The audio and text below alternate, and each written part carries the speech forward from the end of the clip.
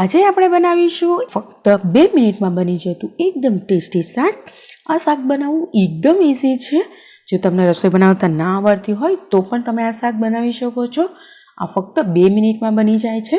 તો ચાલો આજે બનાવીએ આ એકદમ ટેસ્ટી 2 મિનિટમાં બની જતું શાક.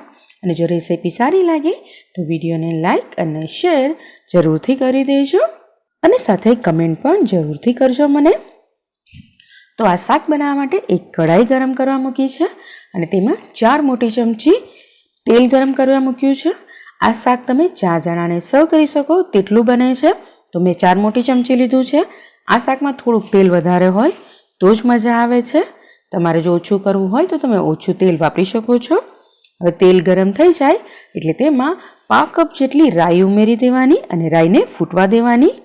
રાઈ ફૂટી જાય એટલે તેમાં 1/2 કપ જેટલું જીરું ઉમેરી દેવાનું, 2 ચપટી હિંગ ઉમેરી દેવાની, સાથે આપણે તમાલપત્ર અને સૂકા મરચાં ઉમેરી દઈએ અને 1 મોટી ચમચી ખાંડેલું લસણ. જો તમારે લસણ ના ખાતા હોય તો તમે સ્કીપ કરી શકો છો અને તમારે જો લસણની 1 ચમચી પેસ્ટ લેવી હોય તો પેસ્ટ પણ લઈ શકાય અને સાથે આદું ઉમેરવું હોય તો આદું પણ ઉમેરી શકાય. હવે ગેસ એકદમ ધીમો કરી દેવાનો અને લસણને અડધી મિનિટ સાતળી લેવાનું. અડધી મિનિટ થઈ જાય એટલે 1 મોટો ગ્લાસ એમાં પાણી ઉમેરી દેવાનું. આ ટોટલ 350 ml જેટલું પાણી છે અને જો તમે મેઝરમેન્ટના કપથી માપવા જાઓ તો 2 કપ જેટલું પાણી થાય. હવે તેમાં 2 ચપટી જેટલી હળદર ઉમેરી દઈએ, સાથે અડધી ચમચી લાલ મરચું ઉમેરી દઈએ અને અડધી ચમચી ધાણા જીરું પાવડર ઉમેરી દઈએ અને 2 ચપટી જેટલો ગરમ મસાલો ઉમેરી દઈએ. આવા મસાલા તમે તમારા ટેસ્ટ પ્રમાણે ઓછા વધતા કરી શકો છો. હવે તેમાં ટેસ્ટ પ્રમાણે મીઠું ઉમેરીએ. મીઠું હંમેશા આમાં પાણી જેટલું જ ઉમેરજો. આપણે આમાં ચવાણું ઉમેરવાના છીએ તો ચવાણામાં મીઠું હોય જ છે. તો આપણે એને મિક્સ કરી દઈએ અને ફૂલ ગેસ ઉપર ઉકળવા મૂકી દઈએ.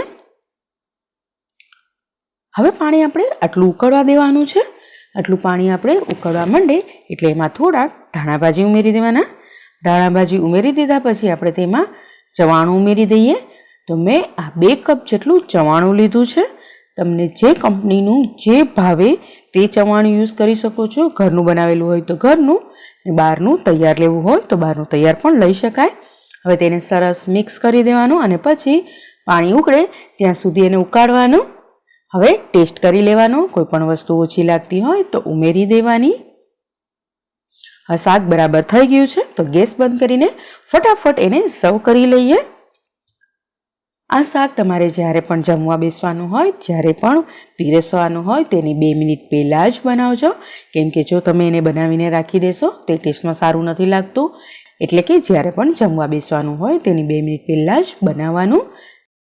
તમે જોઈ શકો છો આ શાક બનાવવું એકદમ ઇઝી છે. ફક્ત 2 મિનિટમાં બની જાય છે. આપણે ગાર્નિશિંગમાં ઉપરથી ડુંગળી અને ટમેટાં અને ધાણા ભાજી ઉમેરી દઈશું. જો તમે ડુંગળી ના ખાતા હોય તો સ્કીપ કરી શકાય છે. તો તૈયાર છે 2 મિનિટમાં બની જતું એકદમ ટેસ્ટી ચવાણાનું શાક. તમને આ રેસીપી કેવી લાગી એ મને કમેન્ટ કરીને જરૂરથી કહેજો. રેસીપી સારી લાગી હોય તો વિડીયોને લાઈક અને શેર કરજો. સાથે જો અમારી ચેનલમાં સબસ્ક્રાઈબ ના કર્યું હોય તો સબસ્ક્રાઈબ કરી લેજો અને બાજુમાં રહેલા બેલ આઇકન ઘંટડી દબાવી દેજો. તો તમે એન્જોય કરો આ ફટાફટ 2 મિનિટમાં બની જતા શાકની. આપણે મળીશું નેક્સ્ટ રેસીપી સાથે. ત્યાં સુધી આવજો. Bye bye. Thank you. જય શ્રી કૃષ્ણ.